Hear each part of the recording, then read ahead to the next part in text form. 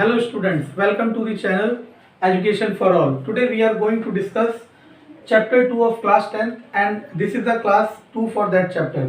मैंने चैप्टर 2 का क्लास 1 पहले ले रखा है, अगर जिसने नहीं देखा वो पिछली वीडियो में देख सकता है.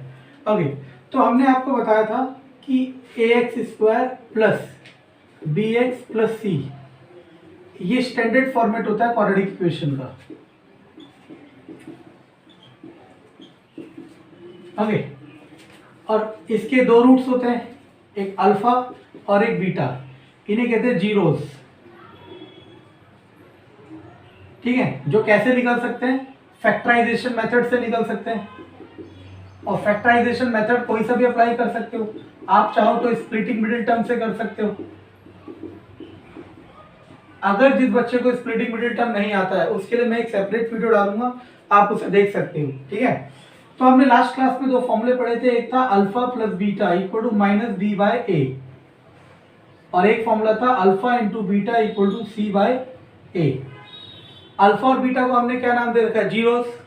तो अल्फा और बीटा का सम हो रहा है, तो इसलिए हम इस इक्वेशन को कह सकते हैं sum of zeros. Sum of zeros. और अल्फा और बीटा का प्रोडक्ट हो रहा है, इसीलिए हम इसे कहते हैं प्रोडक्ट ऑफ जीरोस. तो मैं लास्ट क्लास में पढ़ा चुका था. ठीक है, फैक्टराइजेशन निकालना स्प्लिटिंग मिडिल टर्म से होता है. अगर आपको वो नहीं आता तो वो एक सेपरेट क्लास में सिखाया जाएगा. फिलहाल हम मान के चल रहे हैं कि आपको स्प्लिटिंग मिडिल टर्म आता है. ठीक है, और आप चाहो तो फैक्टराइजेशन का एक डायरेक्ट फॉर्मूला होता है जिसे क्वाड्रेटिक फॉर्मूला कहते हैं, minus b plus minus under root b square minus 4ac by 2a. आप चाहो तो फैक्टर इससे भी निकाल सकते हो, मतलब जीरोस इससे भी निकाल सकते हो. और 10th क्लास में अगर क्वाड्रेटिक इक्वेशन से क्वेश्चन आता है, चैप्टर 2 से आता है, तो आप ये वाला फॉर्मूला भी अप्लाई कर सकते हो. ठीक है, लेकिन अगर आप 9th क्लास में हो तो आपको स्प्लिटिंग मिडिल टर्म सीखना जरूरी है. तो अब हमें करना क्या था, तो हमने कहा था क्वेश्चंस की वैरायटी क्या क्या हो सकती है. तो क्वेश्चंस की वैरायटी क्या क्या हो सकती है. पहला क्वेश्चन आपको कहेगा कि फाइंड करो zeros. Find zeros. Second variety हो सकती है prove the relation. Prove the relation between zeros. दूसरा कह सकता है जीरोस के बीच में रिलेशन फाइंड आउट करो, प्रूफ करो, ये रहा रिलेशन, इसे वेरीफाई करना है. थर्ड हो सकता है you have given alpha and beta, find equation. तीसरा केस हो सकता है कि आपको अल्फा और बीटा देगा और आपसे कहेगा कि इक्वेशन फाइंड आउट करो. ओके, चौथा केस हो सकता है कि आपको सम ऑफ जीरोस दे या फिर product of zeros they,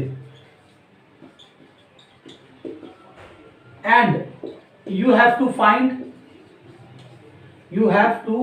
find equation. तो फोर्थ केस में क्या करना है आपको, या तो वो सम ऑफ जीरोस देगा या फिर प्रोडक्ट ऑफ जीरोस देगा और कहेगा इक्वेशन फाइंड करो. तो ये वैरायटी हो सकती है मैक्सिमम, जो मैं लास्ट क्लास में आपको बता चुका हूँ. ठीक है, तो हम क्या करेंगे, वन बाय वन सारी पॉसिबिलिटीज को चेक करते हैं कि क्वेश्चंस कहाँ कहाँ से आ सकता है. ठीक है ना. तो सबसे पहले देखो,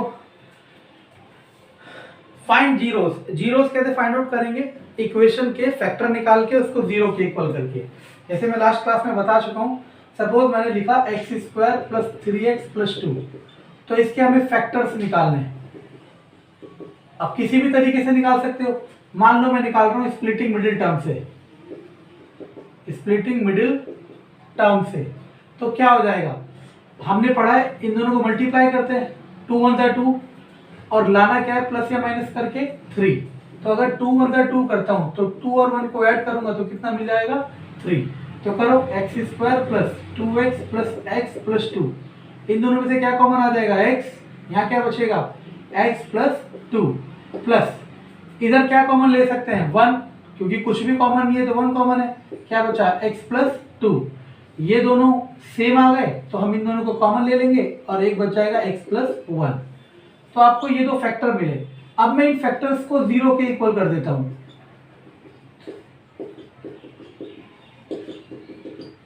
तो इस फैक्टर को नाम दे दिया अल्फा, इसको दे दिया बीटा. तो ये दोनों हो गए जीरोस ऑफ दैट इक्वेशन। तो पहला पॉइंट क्या था, फाइंड द जीरोस। तो जीरोस कैसे फाइंड आउट करेंगे, इक्वेशन के फैक्टर निकालेंगे और फिर फैक्टर को हम क्या करेंगे, जीरो के इक्वल प्रूफ कर देंगे, ठीक है ना। ओके, सेकंड क्या था, सेकंड था proof the relation between zeros. तो जीरोस के बीच में हमें क्या प्रूफ करना है, रिलेशन प्रूफ करना है।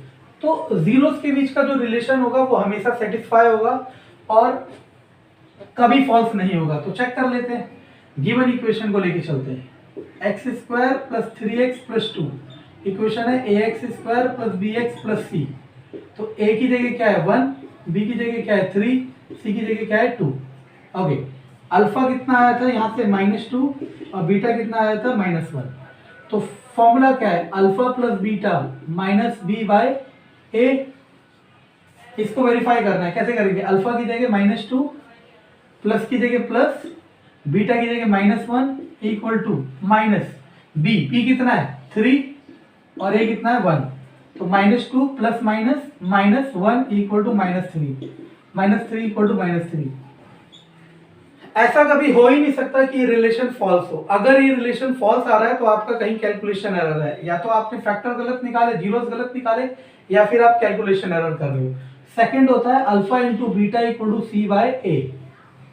इसको वेरीफाई करते हैं, अल्फा है -2 मल्टीप्लाई बीटा है -1 इक्वल टू सी, सी कितना है 2, ए कितना है 1, 2 1 जा 2 इक्वल टू 2, इक्वल आ गया ना। तो हर बार इक्वल आएगा। तो दूसरा पैरामीटर भी हमने कर लिया। दूसरा पैरामीटर क्या था, prove the relation between the zeros. याद रखना, ये जो रिलेशन हम लिख रहे हैं alpha plus beta equal to minus b by a and alpha into beta equal to c by a, ये हमेशा ट्रू होगा। ऐसा कभी हो ही नहीं सकता कि ये रिलेशन फॉल्स हो जाए। ओके, अब हमें करना है टाइप 3। टाइप 3 क्या है, when you have given alpha and beta find the equation. जब आपको अल्फा और बीटा देगा और क्या फाइंड आउट करनी होगी, इक्वेशन फाइंड आउट करनी होगी। तो देखो, अल्फा और बीटा दे रखा है, इक्वेशन फाइंड आउट करनी है। तो बहुत आसान है, आपको x लिखना है, अगर ये माइनस में है तो प्लस लिखना है, अगर प्लस में होता तो माइनस लिखना है, फिर मल्टीप्लाई, फिर अगेन x, माइनस में है तो प्लस में लिखना है, प्लस में होता तो माइनस में। अब इन दोनों को मल्टीप्लाई करना है, x multiply x, x square, x multiply 1 x, 2 multiply x 2x, 2 multiply 1 1, this give x square plus 3x plus 1। तो आप याद करो, यही इक्वेशन में लेके चला था और यही इक्वेशन हमें मिल गई। तो थर्ड टाइप ऐसे है कि आपको अल्फा बीटा देगा और क्या फाइंड आउट करना है, आपको इक्वेशन फाइंड आउट करना है। देखो, अब आप लोग ये सोच सकते हो कि मैं इसी इक्वेशन को क्यों लेके चल रहा हूँ। इक्वेशन तो चेंज हो सकती है लेकिन कंसेप्ट यही रहेगा, इसलिए आप किसी भी इक्वेशन को लेके चलो, आपका फॉर्मेट क्या रहेगा, यही रहेगा, ठीक है। ओके, तो हमारे पास लास्ट टाइप क्या है हमारे पास, sum of zeros and product of zeros you have given. तो क्वेश्चन में क्या करा है उसने, जैसे क्वेश्चन मैं खुद डेवलप कर रहा हूं, क्वेश्चन उसने कहा sum of zeros -3 product of zeros 2, कह रहा फाइंड इक्वेशन। तो अब आपको ऐसा भी हो सकता है कि किसी क्वेश्चन में वो आपको कहेगा सम ऑफ जीरोस और प्रोडक्ट ऑफ जीरोस ये हैं और आपको क्या फाइंड करनी है, इक्वेशन फाइंड आउट करनी है। ये शॉर्ट फॉर्म लिख दिया मैंने, SOZ, sum of zeros, POZ, product of zeros. तो देखो, इसको करने के दो तरीके हैं।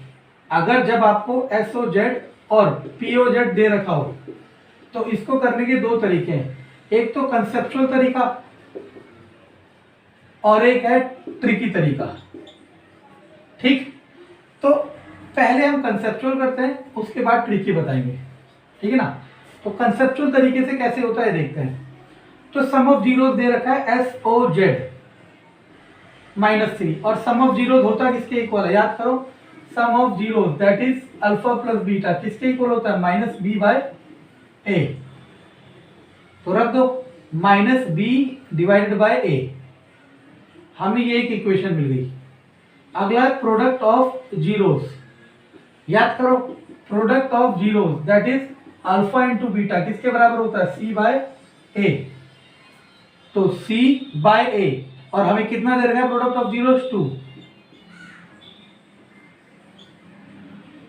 अब आपको क्या करना है, कंसेप्चुअल तरीके में हर बार ए को 1 लेट करना है। ए को क्या लेट करना है? 1 लेट करना है। आप ए को कुछ भी लेट कर सकते हो, आंसर आपका सबका सेम आएगा हर बार। ए को आप कुछ भी लेट करो, हर केस में आंसर क्या आएगा? सेम। अभी मैं वेरीफाई करूंगा एक जगह, ठीक है? तो -3 इक्वल टू -b/1, माइनस से माइनस कट गया तो b equal to 3।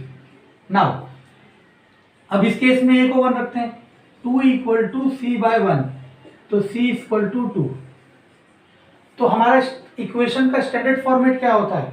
ax² plus bx plus c, ये होता है ना इक्वेशन का स्टैंडर्ड फॉर्मेट। a की जगह हमने 1 माना और b की जगह 3 आ गया और c की जगह 2। तो याद करो, यही तो वो इक्वेशन थी जिसके रूट्स क्या आए थे? x² plus 3x plus 2। इसके रूट्स आए थे -2 और -1।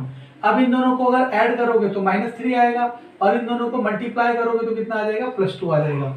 ऐड का मतलब सम ऑफ जीरोस और प्रोडक्ट का मतलब प्रोडक्ट ऑफ जीरोस। तो मैं यही वैल्यू लेके चला था ना, तो इस वैल्यू से इक्वेशन यही आई। देखो वैल्यूज कुछ भी हो सकती है, सकता है यहाँ पे कोई और वैल्यूज दे रखी हो, वैल्यूज न्यूमेरिकल वैल्यूज कुछ भी हो सकती है, आपका कंसेप्ट सेम रहेगा, ठीक है? तो मैक्सिमम वैरायटी में कराऊंगा, पहले मैं आपको कंसेप्ट सिखा रहा हूँ। आगे सेकंड तरीका क्या है ट्रिकी, इसमें तरीका होता है x² minus sum of zeros x plus product of zeros, ये तरीका है। तो करते हैं x² minus sum of zeros कितना दे रखा है?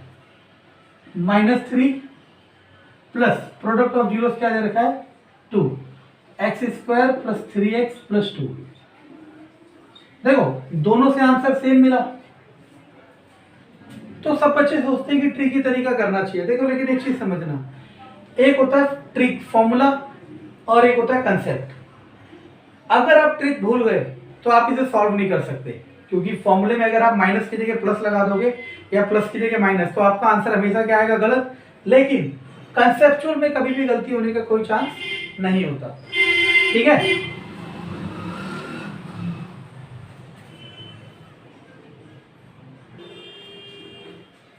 ओके क्लास, मैंने अभी तक जो भी पढ़ा है मैं सबको एक क्वेश्चन के थ्रू एक्सप्लेन करने की दोबारा कोशिश करता हूँ, ठीक है? तो जिसको थोड़ा भी डाउट हो क्लियर कर लेना। मैंने एक इक्वेशन एज्यूम की और मैं बार बार कह रहा हूँ इक्वेशन कुछ भी हो सकती है, इक्वेशन कुछ भी हो सकती है, इससे फर्क नहीं पड़ता। तो मैं इसके फैक्टर्स निकालता हूँ। तो कैसे निकालेंगे? Splitting middle term. कैसे? मल्टीप्लाई करके 10 लाना है, प्लस माइनस करके क्या लाना है? 7। तो 5 2 जा 10 और 5 और 2 को ऐड करोगे तो कितना आएगा? 7। x² minus 5x plus 2x plus 10, x² minus 5x minus 2x plus 10। पहले दो में से x कॉमन लिया तो क्या बचा? x minus 5। इधर से -2 कॉमन लिया तो क्या बचेगा? x minus 5। एक फैक्टर आ गया x माइनस 5 और एक फैक्टर आ गया x माइनस 2। तो हमने क्या कहा? एक बार इसको 0 के इक्वल कर दो और एक बार इसको 0 के इक्वल कर दो। तो हमने मान लिया इसे अल्फा और इसे क्या मान लिया? बीटा। तो हम देखो सारे पॉइंट क्लियर करते चलेंगे इस सब से। तो पहले क्या था? Prove the relation. Prove the relation. तो रिलेशन क्या है? Alpha plus beta minus b/a, alpha into beta c/a। Alpha कितना है? 5 प्लस बीटा कितना है? 2 माइनस b। अब इस इक्वेशन को देखो, ax² plus bx plus c, x² minus 7x plus 10। तो a की जगह 1, b की जगह -7 और c की जगह 10। ओके, तो माइनस की जगह माइनस b कितना है? -7 डिवाइड बाय a कितना है? 1।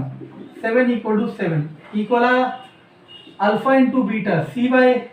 अल्फा कितना है? अल्फा है 5 मल्टीप्लाई बीटा कितना है? 2। c कितना है? 10 by 5 to the 10 equal to 10।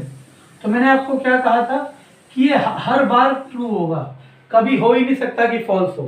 देखो मैंने इक्वेशन चेंज कर दी फिर भी ट्रू हो रहा है ना, चाहे कोई सी भी इक्वेशन हो हर बार ट्रू होगा।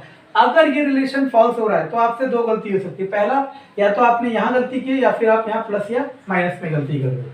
चलो हम इसी क्वेश्चन को अपने आप आगे एक्सटेंड करते हैं मतलब हम इससे नया क्वेश्चन बनाते हैं।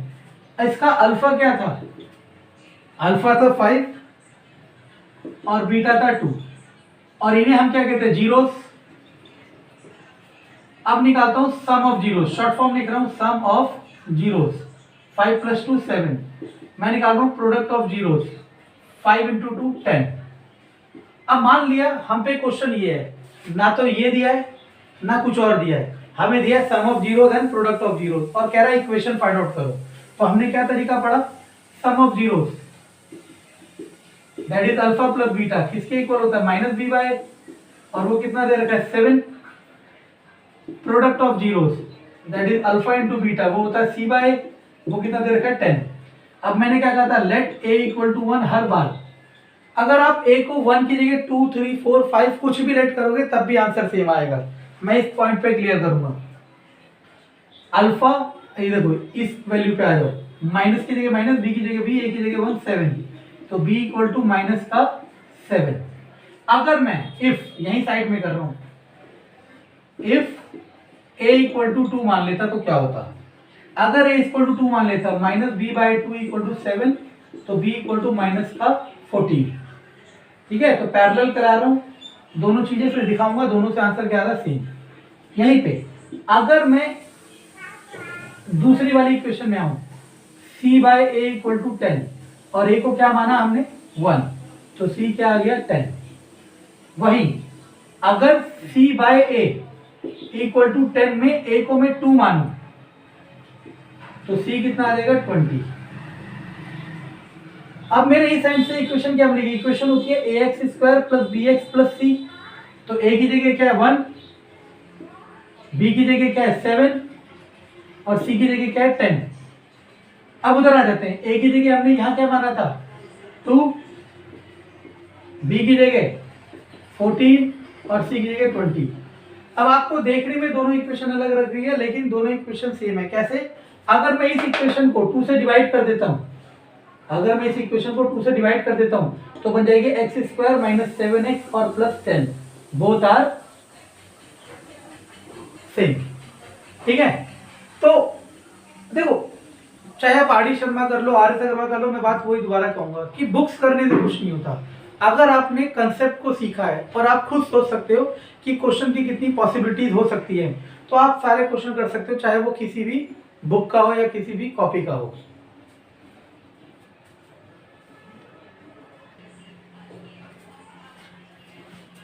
ओके, तो आजकल कुछ स्टैंडर्ड क्वेश्चन आते हैं, समझते हैं उनकी वैरायटी क्या है।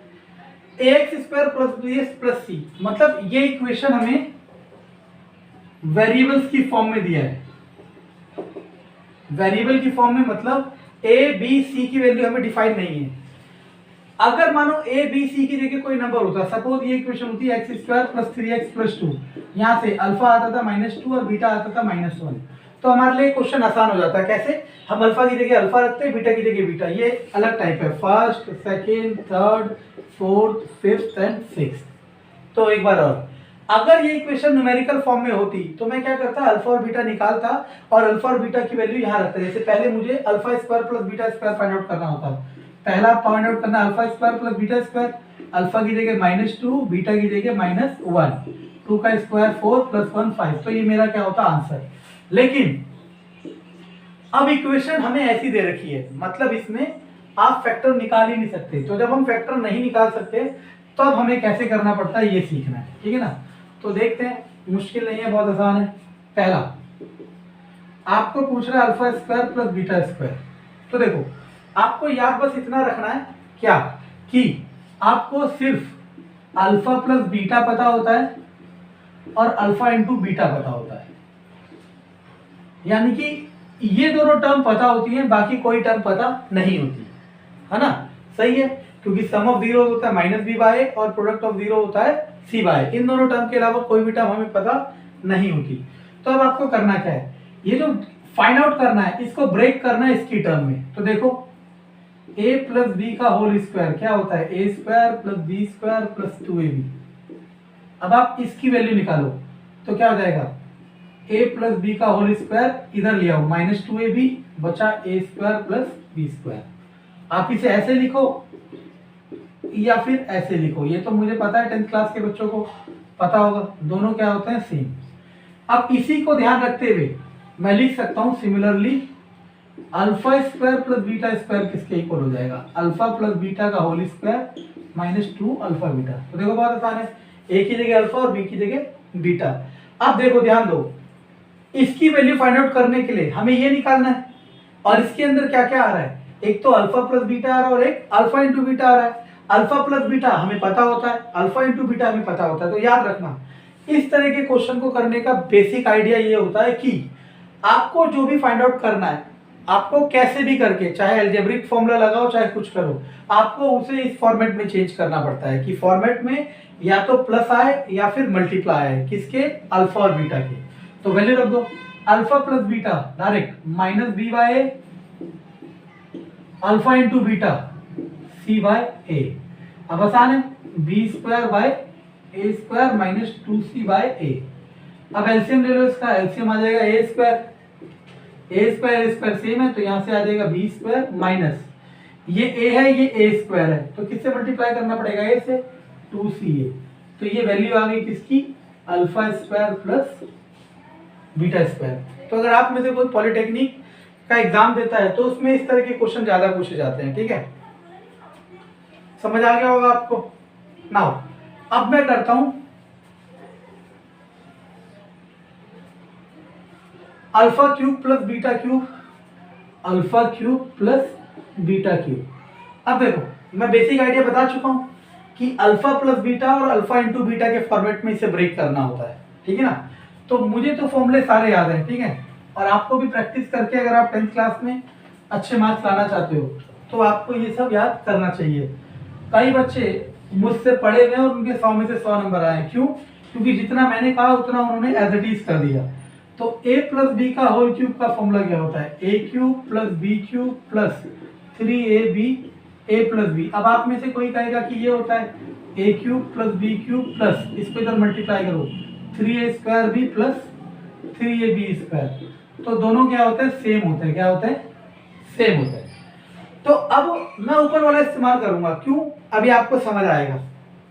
मैं यहां से a cube plus b cube की वैल्यू निकालता हूं, तो a cube plus b cube किसके इक्वल आएगा, a प्लस बी की होल क्यूब, और ये पूरा उठ के इधर आके माइनस हो जाएगा, -3ab a प्लस बी। अब इसी की तरह से मैं लिख सकता हूं alpha cube plus beta cube किसके इक्वल होगा, अल्फा प्लस बीटा की whole cube -3 alpha beta alpha plus beta. तो देखो अब समझे मैंने इस फॉर्मूले को मल्टीप्लाई क्यों नहीं किया था। अगर मैं मल्टीप्लाई कर देता तो मुझे प्रोडक्ट और सम की फॉर्म में नहीं मिलता, अगर मैं मल्टीप्लाई कर देता तो मुझे क्या मिलता पता है, यहाँ पे मुझे मिलता alpha cube plus beta cube equal to alpha plus beta की whole cube -3 alpha square beta -3 alpha beta square. फिर मुझे क्या करना पड़ता, अल्फा प्लस बीटा की whole cube -3 alpha beta common लेता, अल्फा प्लस बीटा। तो मुझे एक स्टेप रिवर्स चलना पड़ता, ये सेम है ना।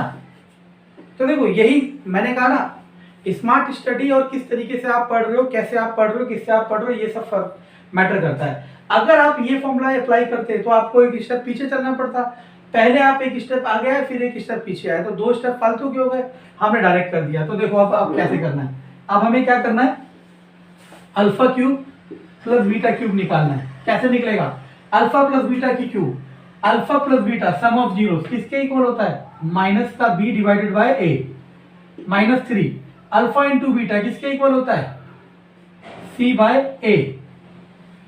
नाउ अल्फा प्लस बीटा किसके इक्वल होता है, -b/a, -b³ / a³ माइनस और minus plus c into b, bc और cb a स्क्वायर। एलसीएम लूंगा a³ आएगा, ये भी a³ ये भी a³, ये एज इट इज कर जाएगा।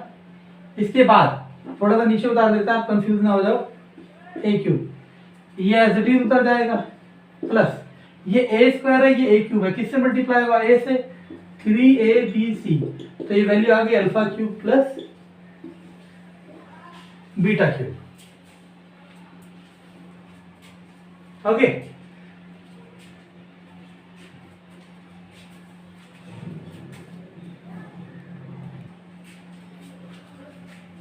ओके, थर्ड है हमारे पास alpha upon beta plus beta upon alpha. अब मुझे भी इसे सॉल्व करना है। तो देखो यहाँ कोई फॉर्मूला तो लग नहीं रहा, तो आप क्या करो, एलसीएम ले लो। एलसीएम लोगे तो क्या आ जाएगा, अल्फा इंटू बीटा, अल्फा की मल्टीप्लाई अल्फा से अल्फा स्क्वायर, बीटा की मल्टीप्लाई बीटा से बीटा स्क्वायर। देखो जब हम कोई चीज पहली बार करते हैं तो आपको उसका डेरिवेशन सब कुछ पता होना चाहिए, लेकिन जब वही चीज दोबारा आती है तो आपको उसको डायरेक्ट भी करना आना चाहिए। ये मेरा तरीका है, ठीक है। जैसे आपको याद होगा फर्स्ट क्वेश्चन में alpha square plus beta square आया था, तो फॉर्मूला याद कर लेते, अल्फा प्लस बीटा का whole square minus 2 alpha beta. अगर जिसको नहीं समझ आया कि ये कहाँ से आया, तो वीडियो को रिवर्स बैक करके ये चेक कर सकता है ये इसकी वैल्यू हमने कैसे लिखी थी। अब इसके बाद आप क्या कर सकते हो, अल्फा प्लस बीटा की वैल्यू होती है minus b by a, alpha into beta होता है c by a, alpha into beta होता है c by a.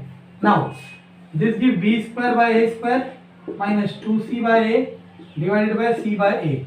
Now LCM आया ए स्क्वायर, ये भी ए स्क्वायर है, ये भी ए स्क्वायर है, तो यहाँ क्या रहेगा बी स्क्वायर, ये ए है ये ए स्क्वायर है, तो ए से मल्टीप्लाई जाएगा 2ca। अब डिवाइड करना है किससे, c बाय ए। अब इसके बाद आपको पता है कैसे मल्टीप्लाई होता है, कि लास्ट वाला सबसे ऊपर जाता है और ये वाला इधर जाता है, तो क्या हो जाएगा a b square minus 2ca square divided by a square c. ये आ गया alpha upon beta plus beta upon alpha की वैल्यू। तो आप देख रहे हो इन क्वेश्चनों को याद नहीं कर सकते आप, है ना, क्योंकि ये रिजल्ट याद थोड़ा होंगे, क्योंकि रिजल्ट असिमेट्रिकल, असिमेट्रिकल का मतलब इसमें वैल्यूज एबीसीडी की फॉर्म में आएगा, ठीक है। तो एक और करा देते हैं,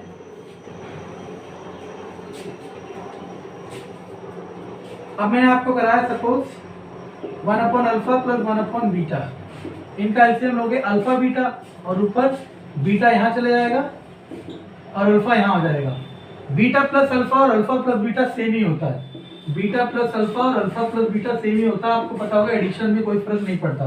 तो ये सम ऑफ जीरो है, सम ऑफ जीरो होता है माइनस बी बाय ए और प्रोडक्ट ऑफ जीरो होता है सी बाय ए। अगेन ये इधर मल्टीप्लाई और ये इधर मल्टीप्लाई, माइनस बी बाय ए ऊपर सी नीचे, ए से ये कट गया माइनस का बी बाय सी। ये किसकी वैल्यू होगी 1 upon alpha plus 1 upon beta. Okay, अब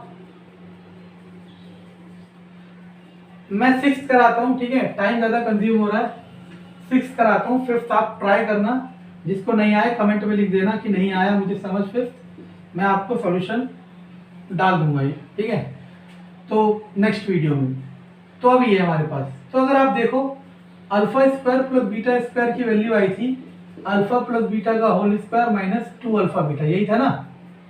अगर आप इसी से कंपेयर करो, पावर 2 की 4 हो गई, पावर 2 की 4 हो गई, पावर डबल हो रही है ना, तो यहाँ भी डबल कर दो, अल्फा स्क्वायर बीटा स्क्वायर का whole square minus 2 alpha square beta square. ये समझ आया तो बताओ। देखो इसका फॉर्मूला ये होता है, अब मैंने इससे रिलेट करके इसका फॉर्मूला बनाने की कोशिश की। कैसे रिलेट किया, पावर 2 का 4 डबल हो गया, पावर 2 का 4 डबल हो गया, तो पावर डबल करनी है, तो पूरे फॉर्मूले में पावर मैंने क्या कर दी, डबल डबल कर दी। यहाँ 1 1 था 2 2 कर दिया, यहाँ 1 1 था 2 2 कर दिया। अब इसका अपना फॉर्मूला होता है, अब आप में से कहीं से alpha square plus beta square को कहीं अल्फा प्लस बीटा का होल स्क्वायर लिख देते, जो कि नहीं होता, पता है ना आपको। ओके, तो ये गलत है अप्रोच। अब alpha square plus beta square का फॉर्मूला वही वाला जो हमने शुरुआत में अप्लाई किया था, क्या था, अल्फा प्लस बीटा का whole square minus 2 alpha beta divided by alpha into, sorry इतना नहीं होता है ना, इसका स्क्वायर। एक बार और, इसका फॉर्मूला ये रहा और स्क्वायर की जगह square minus 2 alpha into beta का whole square. Now alpha plus beta क्या होता है, minus b by, alpha into beta क्या होता है, सी बाय ए का square minus 2 c by a का स्क्वायर। नाउ ये हो जाएगा b square divided by a square minus 2 c by a का whole square minus 2 c square divided by a square. अब आप अंदर एलसीएम ले लो, तो क्या हो जाएगा, ए स्क्वायर एलसीएम हो गया, बी स्क्वायर का बी स्क्वायर, ये ए है ये ए स्क्वायर है, ए से मल्टीप्लाई 2ca का square minus 2c² by a²। आप इसे फर्दर फिर सॉल्व कर सकते हो, कैसे? b² माइनस 2ca का whole square divide by a⁴ minus 2c² by a²। अब पावर a⁴ a का स्क्वायर, एलसीएम आता है a⁴। याद रख लो, अगर दोनों वेरिएबल सेम होते हैं तो जो बड़ी पावर होती है वो एलसीएम आता है, ठीक है।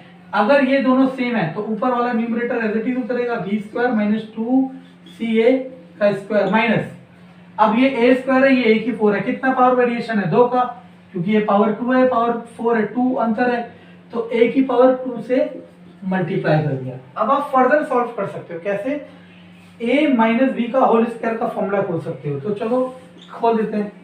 तो क्या हो जाएगा? a² plus b² minus 2ab 2c² a² divided by a⁴। Now b⁴ plus 4a² c² minus 2 2 जा 4 multiply ab² c divided by a⁴। तो ये हमारा okay divided by a⁴। Now okay 4ac² a⁴ और ये बचा माइनस 2a² c²। अब देखो 4a² से 2a² जाएगा तो कितना बचेगा? 2a² c², है ना। तो इसका रिजल्ट हो जाएगा e⁴ plus 2a² c² minus 4ab² c divide by a⁴। ये आ गया रिजल्ट किसका? अल्फा की 4 प्लस बीटा की 4 का।